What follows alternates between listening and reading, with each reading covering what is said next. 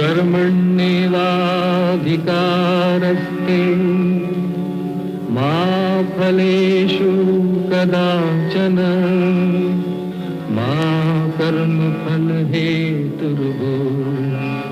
मा ते संगोऽस्त्वविकर्मणि।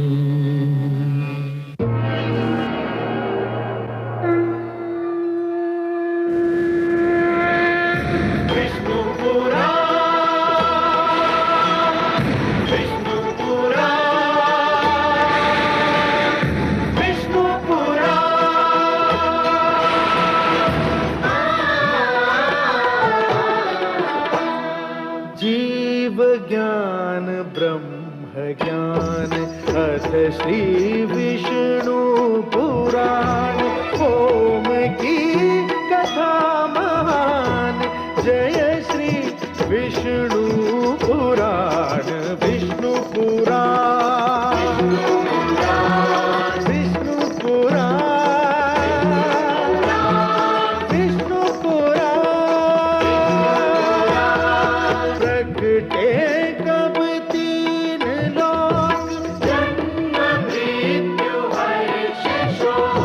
प्रगटे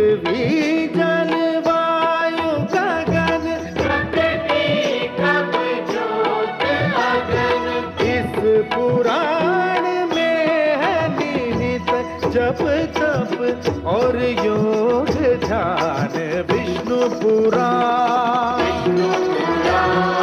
विष्णु पुराण विष्णु पुराण। मैं मां हूं, धरती मां। हयग्रीव का दुर्भाग्य केवल ये नहीं है कि उसने भगवान विष्णु के आप्त वचनों को, ज्ञान को बंदी बना लिया है। उसका वास्तविक दुर्भाग्य ये है कि वो ज्ञान को इतना निकट पाकर भी ज्ञान से कोई लाभ नहीं उठा पा रहा है। ज्ञान से द्वेष करके कोई स्वयं ज्ञानी नहीं बन सकता। और यह तो हर युग में होगा कि कोई ना कोई वर्ग ज्ञान का मार्ग रोकने का प्रयत्न करेगा। वो ज्ञान और ज्ञानी से घृणा करेगा, पर स्वयं अपने मस्तिष्क को अज्ञान के अंधकार में डूबा रहने देगा। और जब ऐसा होगा तब दैवी शक्तियां उसे किसी न किसी रूप में दंडित अवश्य करेंगी। भगवान विष्णु का भी यही अभियान है। हे प्रभु, अब क्या होगा? आप क्या करेंगे? ब्रह्मापुत्र मनु का क्या होगा? दानव हयग्रीव आपके ज्ञान को नष्ट करने पर तुला हुआ है और भगवान शिव ने पृथ्वी को जलमग्न करने का निर्णय ले लिया है। अब वही होगा देवी जो मेरा वचन है। मैं वचनबद्ध हूं कि जब भी कोई शक्ति मानवता के लिए संकट बनेगी तो मैं उसे अवश्य रोकूंगा। जिस प्रकार सूर्य अपना तेज बांटना नहीं छोड़ सकता, जिस प्रकार एक दीपक अपना प्रकाश फैलाना नहीं छोड़ सकता, उसी प्रकार मैं भी अपने वचन से मुख नहीं मोड़ सकता देवी। अब मेरे प्रथम अवतार का समय आ गया है देवी। मत्स्य अवतार। परित्राणाय साधूनाम विनाशाय च दुष्कृताम धर्म संस्थापनार्थाय संभवामि युगे युगे। मत्स्य अवतार?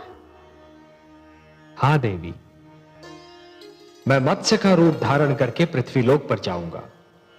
आप पृथ्वीलोक जाएंगे? हाँ महादेवी। और मेरा क्या होगा? जब से आपने मेरी रचना की है, मैं आपके बिना एक पल भी नहीं रही हूं। आप ही तो कहते हैं कि मैं आपकी अर्धांगिनी हूं।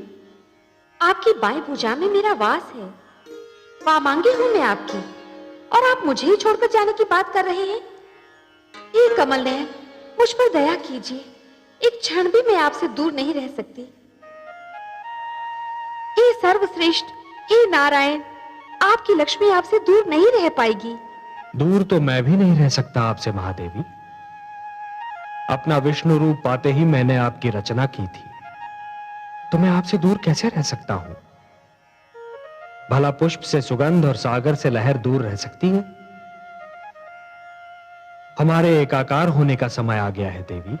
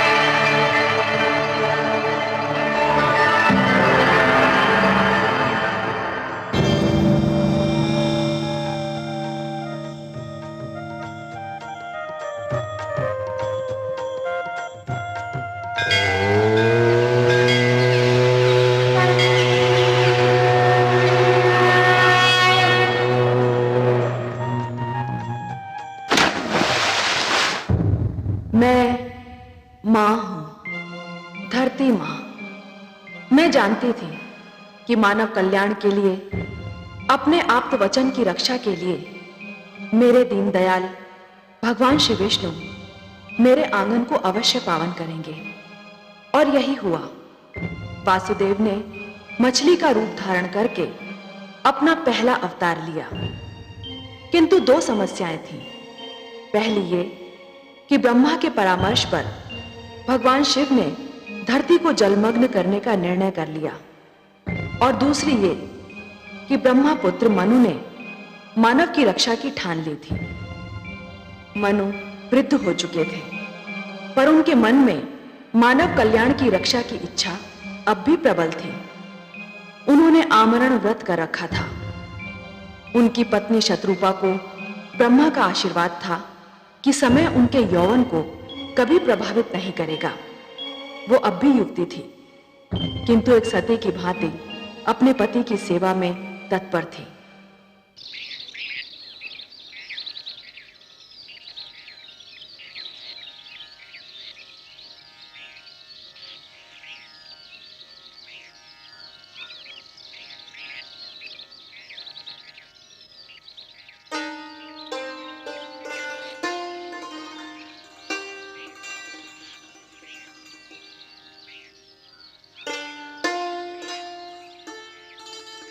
आपकी संध्या तर्पण का समय हो गया है स्वामी। क्षमा कीजिए, मैंने आपका ध्यान तोड़ दिया। तोड़ने का कार्य तो तुमने कभी किया ही नहीं देवी। तुमने तो जब किया जोड़ने का ही कार्य किया। पहले मेरे जीवन में आकर मेरे बिखरे अस्तित्व को जोड़ा, फिर मुझे संतान देकर मेरे परिवार को जोड़ा, और अब मेरे तप में मेरा साथ देकर मेरी आत्मा को परमात्मा से जोड़ रही हो। कभी कभी सोचता हूं कि तुम्हें यहां साथ लाकर मैंने तुम पर बहुत बड़ा अन्याय किया। अन्याय तो आप ये कहकर कर रहे हैं कि आपने मुझ पर अन्याय किया। जीवन का ऐसा कौन सा सुख है जो मुझे आपसे नहीं मिला? ऐसा कौन सा ऐश्वर्य है जो आपके साथ रहकर मैं नहीं भोग पाई?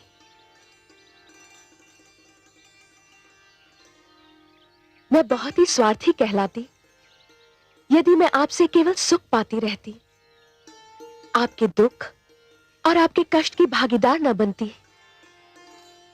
पिता श्री ब्रह्मा ने हमको उत्पन्न करते समय भी तो यही कहा था कि हम दो शरीर किंतु एक प्राण है। आप वृक्ष हैं स्वामी, और मैं अमरलता। आपके सहारे के बिना तो मैं खड़ी भी नहीं रह सकती। तुमने जिस प्रकार सतीत्व के धर्म का पालन किया है, उसी से प्रसन्न होकर पिता श्री ब्रह्मा ने तुमको वरदान दिया कि तुम सदैव वैसी की वैसी रहोगी जैसी पिता श्री ने तुम्हें उत्पन्न किया था। तुम्हारी आयु आती जाती ऋतुओं और बीते समय से कदापि प्रभावित नहीं होगी। आपके मुख पर आपकी तपस्या, आपके निश्चय और आपकी कल्याणकारी प्रवृत्ति का तेज है स्वामी। मानव जाति के कल्याण के लिए आप आमरण व्रत कर रहे हैं। मानव जाति को बचाने के लिए आप तपस्या कर रहे हैं स्वामी। तुम भी तो मेरी भांति केवल जल का सेवन कर रही हो देवी। तुमने ये व्रत क्यों रखा है? मैं अपने सुहाग की रक्षा के लिए व्रत कर रही हूं। अब उठिए, सूर्यास्त का समय हो गया है।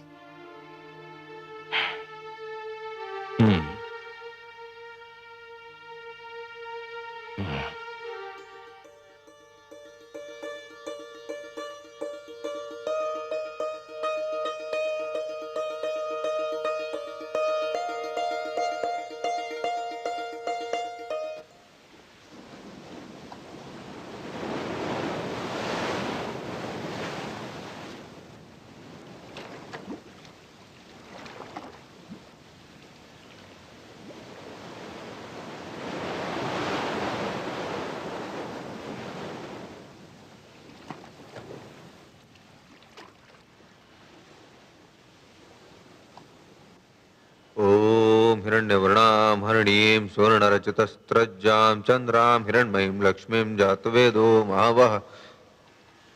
ठहरिए महाराज। तुम? क्या मैंने अभी तुम्हारी वाणी सुनी थी? हाँ महाराज, मैंने ही विनती की थी कि मुझे जल में न छोड़िए। किंतु क्यों? तुम तो जलचर हो। तुम्हारा तो जीवन ही जल के बिना संभव नहीं। ये सत्य है महाराज, परंतु जल में भी मेरा जीवन संभव नहीं। क्यों? क्या कष्ट है तुम्हें? आप जहाँ मुझे छोड़ने जा रहे हैं, वहाँ बड़ा मत्स्य और छोटी मत्स्य को निगल जाता है। मैं वहाँ सुरक्षित नहीं रह पाऊंगा, मुझ पर दया करें। तो फिर तुम्हें कहाँ रखूं जहाँ तुम सुरक्षित रह सको? मुझे अपने कमंडल में रख लीजिए महाराज। आपके जल भरे कमंडल में मुझे कोई भय नहीं होगा। यदि तुम ऐसा समझते हो तो मुझे कोई आपत्ति नहीं।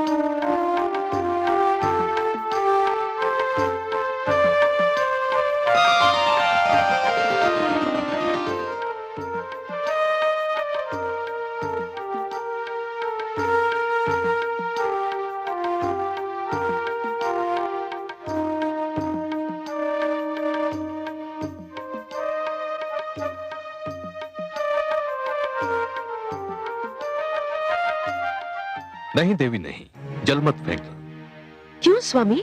कमंडल में एक मत्स्य है, मैंने उससे जीवन रक्षा का वचन दिया है। ये तो छोटी सी मछली है। ये आपने बहुत अच्छा किया जो मुझे बता दिया, नहीं तो इसके प्राण चले जाते।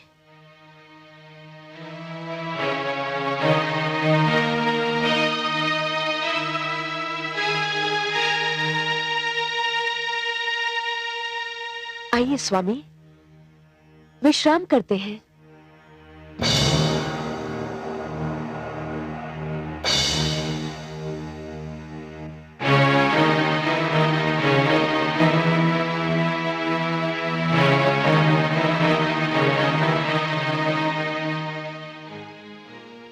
हे दानवराज, आप हमें मुक्त कर दीजिए। आपने हमें छोड़ दिया तो भगवान विष्णु आपसे बहुत प्रसन्न होंगे। मुझे तुम्हारे विष्णु की कृपा नहीं चाहिए। चुपचाप अपने स्थान पर बैठे रहो, नहीं तो कड़ा दंड दूंगा।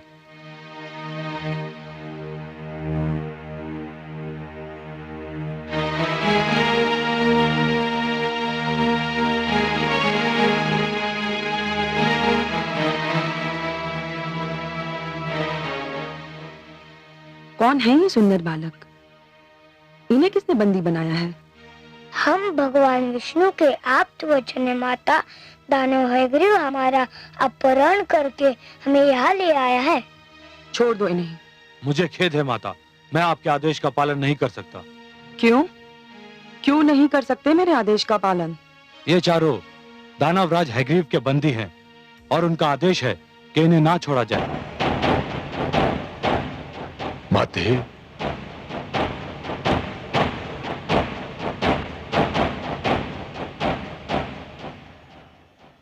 पुत्र, इन बेचारों को क्यों बंदी बनाकर रखा है?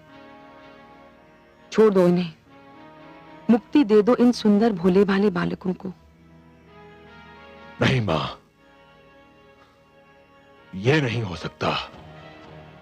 ये भगवान विष्णु के आप्त वचन हैं, ज्ञान का भंडार है, बहुत महान है। जानता हूं मां, इसीलिए तो इनका अपहरण किया है। विष्णु ने इन्हें मानव कल्याण के लिए जन्म दिया है, दानव समाज को नीचा दिखाने के लिए रचा है इन्हें।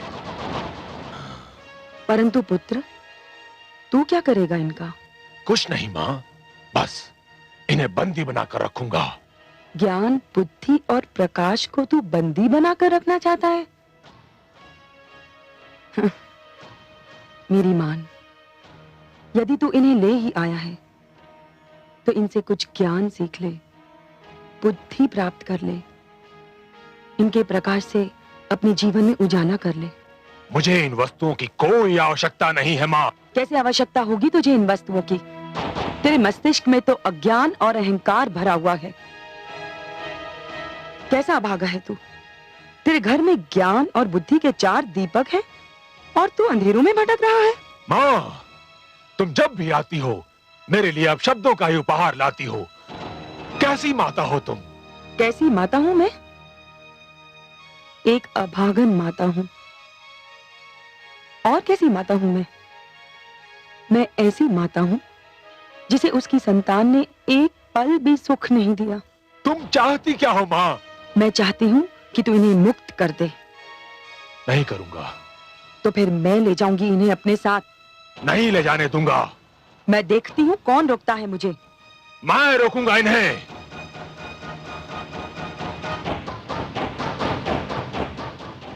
देखती हूं तू कैसे रोकता है।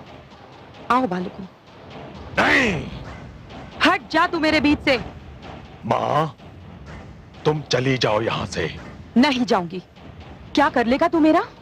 नहीं मां, मैं कहता हूं चली जाओ यहां से। नहीं तो? नहीं तो क्या करेगा तू? मां, मुझे भय है कहीं मेरा हाथ ना उठ जाए और मैं तुम्हारा अपमान न कर बैठूं। हाथ उठाएगा तू मुझ पर? मेरा अपमान करेगा तू? अरे अभागे, अपमान तो मेरा उसी दिन हो गया था जिस दिन तूने मेरी कोख से जन्म लिया था।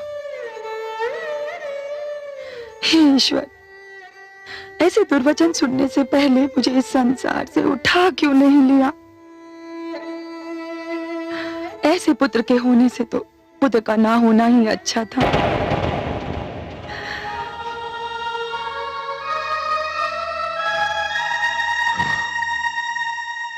अब तुमने यदि किसी से सहायता मांगी अथवा मांगने की चेष्टा की तो मैं तुम सबको नष्ट कर दूंगा।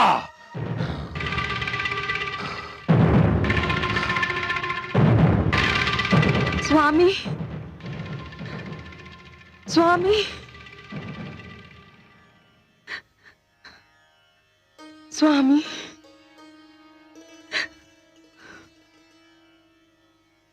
आगे कुछ कहने की आवश्यकता नहीं है देवी। मैं आपकी ये दशा देखकर जान गया हूं कि आप अपने पुत्र हैग्रीव से मिलकर आ रही हैं। हाँ स्वामी, परंतु आज तो वो अयोग्यता की सारी सीमाएं पार कर गया।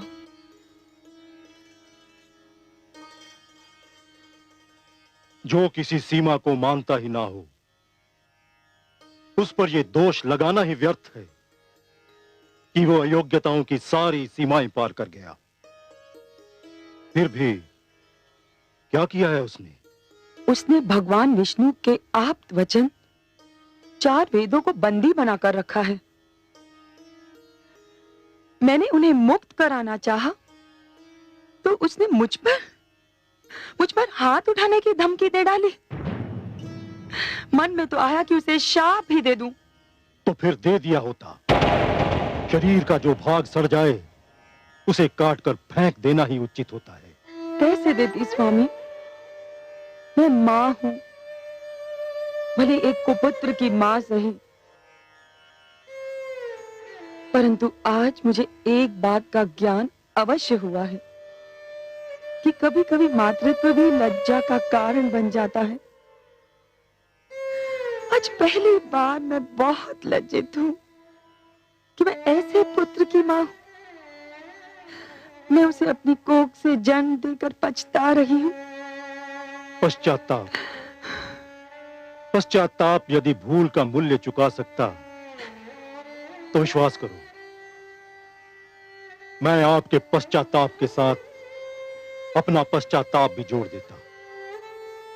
परंतु जिस प्रकार वर्षा ऋतु बीत जाने पर बीज बोने से कोई लाभ नहीं, उसी प्रकार हमारा पश्चाताप करना भी व्यर्थ है। कैसी अभागन हूं मैं। जानती हूं है ग्रीव के इस दुष्कर्म का क्या परिणाम होगा, फिर भी कुछ नहीं कर सकती। कुछ नहीं। शांत हो जाइए। सब कुछ भगवान विष्णु पर छोड़ दीजिए। वो जो भी करेंगे उचित ही होगा, न्याय के अनुकूल होगा। शांत हो जाइए।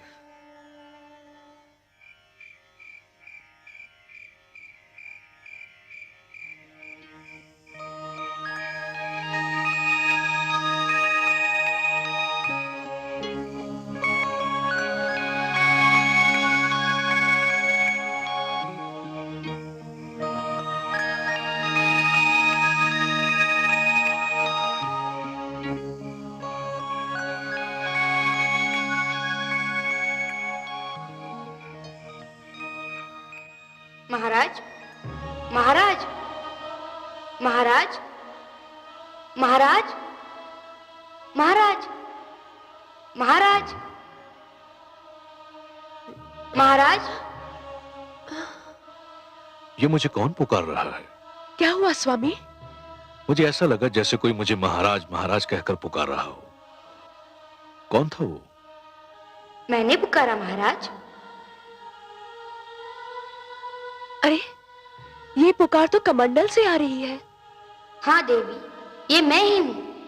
मेरी रक्षा कीजिए। इस कमंडल में मेरा श्वास रुका जा रहा है। मुझे यहाँ से निकालिए महाराज।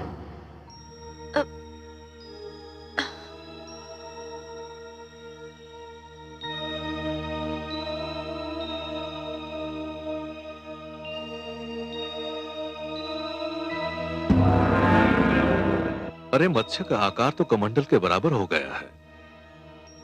मुझे अनुमान नहीं था कि कोई जलचर एक ही रात्रि में इतना बड़ा हो जाता है। इस कमंडल में तो इसका श्वास घुट जाएगा। मैं इसे बाहर के जलाशय में छोड़ आता हूं। इसे वहां चैन मिल जाएगा।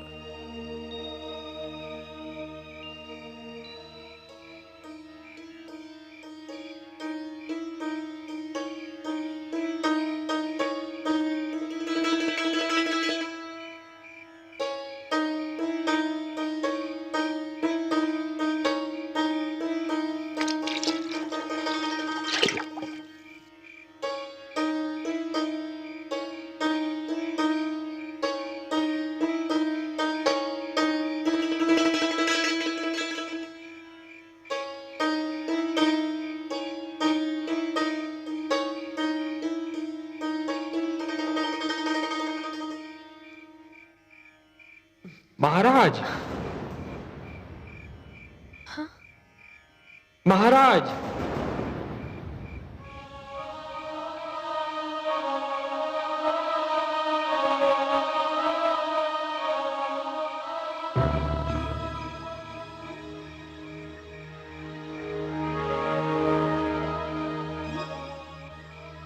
इसका आकार तो इतनी शीघ्रता से बढ़ रहा है कि मैं आश्चर्यचकित रह गया हूं। मैंने किसी मत्स्य को एक ही रात्रि में इस प्रकार बढ़ते नहीं देखा है। स्वामी, क्या ये मत्स्य है? मुझे तो शंका हो रही है कि ये मत्स्य नहीं कुछ और ही है। अरे कुछ नहीं है देवी, संसार में ऐसे चमत्कार तो होते ही रहते हैं। यह भी ईश्वर का कोई चमत्कार होगा। आप चिंता मत कीजिए। तो अब आप इसे कहां ले जाएंगे? इसका आकार इतनी शीघ्रता से बढ़ रहा है कि सागर के अतिरिक्त इसका कोई स्थान नहीं हो सकता। मैं इसे ले जाकर सागर में छोड़ दूंगा। अब इसे किसी बड़े मत्स्य या जीव जंतु का भय नहीं है।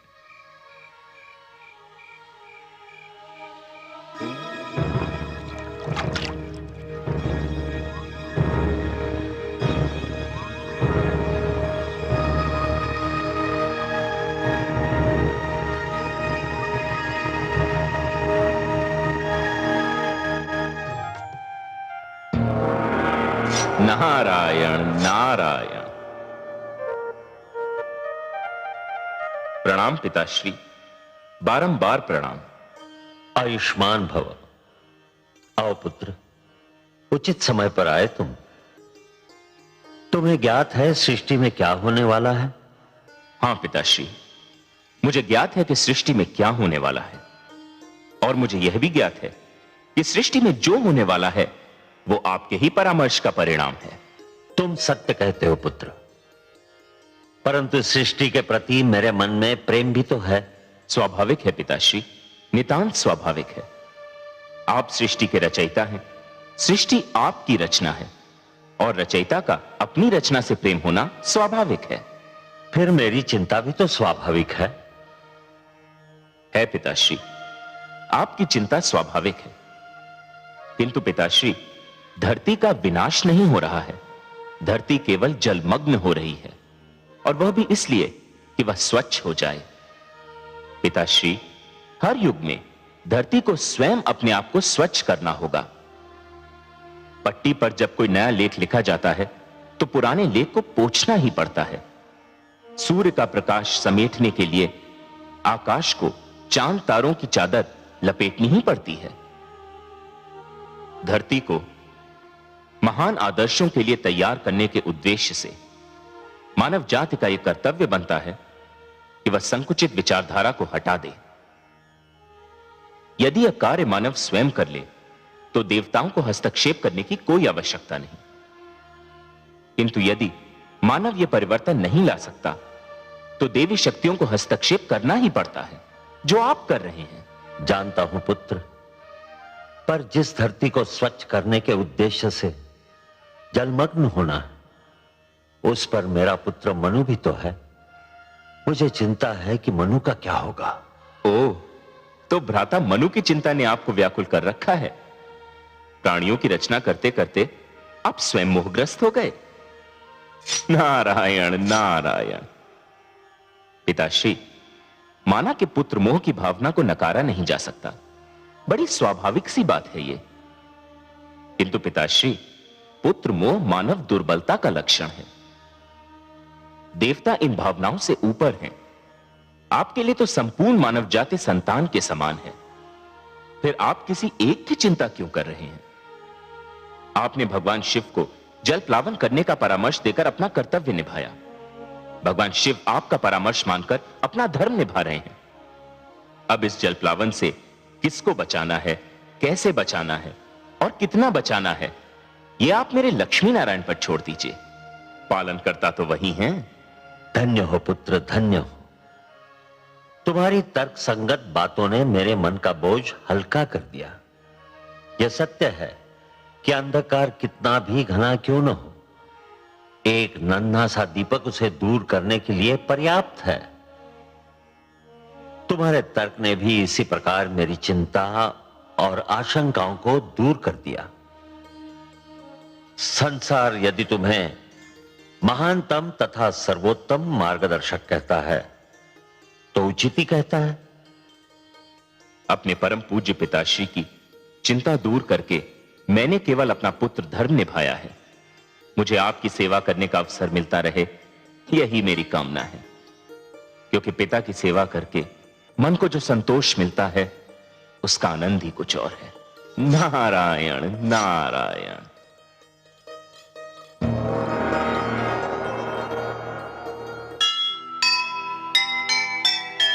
अपना धर्म निभाइए, ममता से मुख मोड़। नारायण के हाथ है जग रक्षा की डोर। चिंता मुक्त हुए पिता, ज्ञानी का सुन ज्ञान। नारद जैसे पुत्र पर क्यों न करे अभिमान, क्यों न करे अभिमान।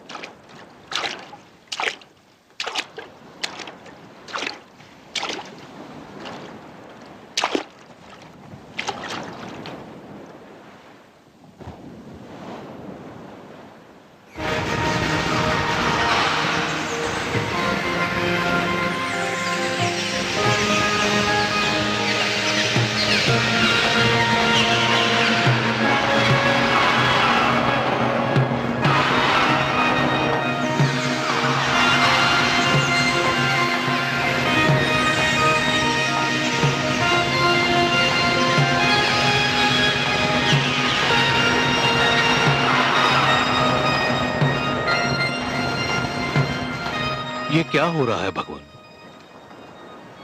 मुझे अपनी आंखों पर विश्वास नहीं हो रहा। एक नन्हा सा मत्स्य जिसे मैंने अपने कमंडल में शरण दी थी, वो इतना विशालकाय हो गया है कि ये अथाह विशाल सागर भी इसके लिए छोटा दिखाई पड़ रहा है। ये कैसी लीला है? ये साधारण मत्स्य हो नहीं सकता। मुझे बताइए आप कौन हैं? मैं आपके दर्शन के लिए व्याकुल हूं। मुझे दर्शन दीजिए प्रभु।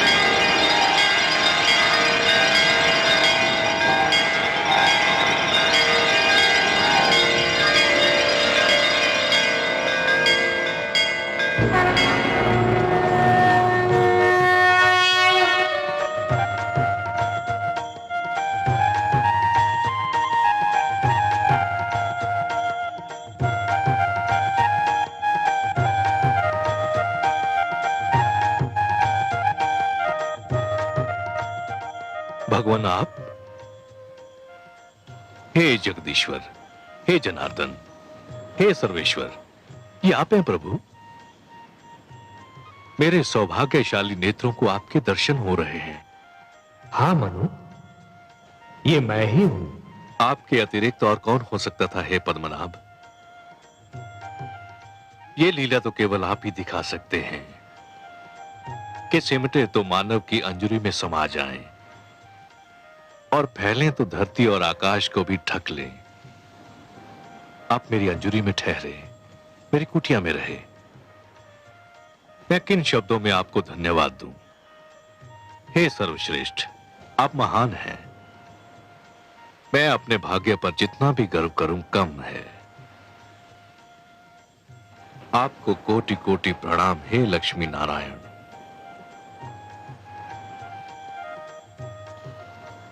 पर क्षीर सागर को छोड़कर धरती पर आकर उसे पावन करने का क्या भेद है दीनदयाल? हे मनु, मानव कल्याण की जिस चिंता के कारण तुमने आमरण व्रत कर रखा है, उसी चिंता ने मुझे भी पृथ्वी पर आने के लिए विवश कर दिया। अब मेरी बात ध्यान से सुनो। आपकी मधुर वाणी सुनने के लिए मैं सिर से पांव तक कान बना हुआ हूं प्रभु। ब्रह्मा के परामर्श पर भगवान शिव इस धरती को स्वच्छ करना चाहते हैं। उन्होंने धरती को जलमग्न करने का निर्णय कर लिया है। आने वाली अमावस्या को आकाश से ऐसा वज्रपात होगा कि कानों को ध्वनि सुनाई नहीं देगी। ऐसी वर्षा होगी मनु कि मानो लगेगा कि आकाश में छेद हो गया। जल का एक रेला आएगा और यह धरती गहरे जल में डूब जाएगी। मैं तुम्हें डूबने से बचाना चाहता हूं मनु। मैं आपकी कृपा और अनुकंपा को कैसे धन्यवाद दूं, परंतु हे जगदीश्वर, जब समस्त धरती ही डूब जाएगी, मानव जाति ही नष्ट हो जाएगी, तो मैं अकेला बचकर क्या करूंगा? हे मनु, जीवन मानव से महानतर है। मानव को मृत्यु आ सकती है, परंतु जीवन कभी नहीं मरता। जिस प्रकार एक डाली से एक पुष्प टूटता है, परंतु वहीं से दूसरा पुष्प भी फूटता है, उसी प्रकार जहां एक जीवन का अंत होता है, वहीं पर दूसरा जीवन प्रारंभ होता है। एक पीढ़ी चली जाती है, परंतु वहीं दूसरी पीढ़ी पहली पीढ़ी के स्थान को रिक्त नहीं रहने देती। यही जीवन की परंपरा है। तुम इसी परंपरा को अक्षुण्ण रखोगे, तुम इसी परंपरा को जीवित रखोगे। यही मेरा उद्देश्य है। आपके आदेश का पालन तो मेरा परम धर्म है प्रभु।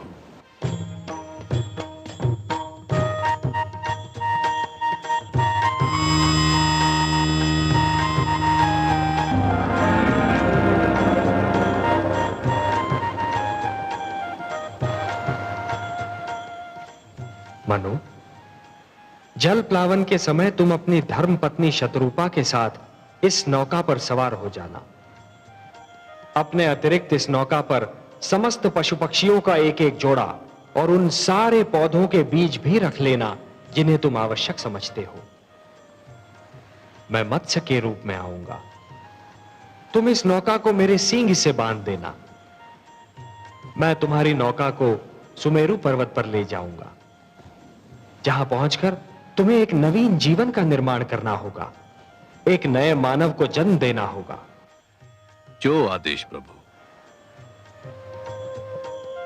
मैं आपके आदेश का अक्षरशः पालन करूंगा।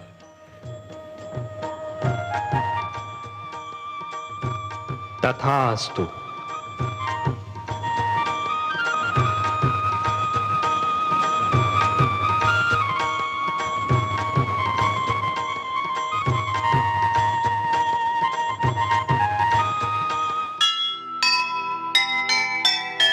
होते हैं संसार के संकट में जब प्राण, तब तब आते हैं प्रभु करने को कल्याण। कभी ना होने देंगे वो मानवता का नाश। संकट मोचन है वही, है सबको विश्वास, है सबको विश्वास।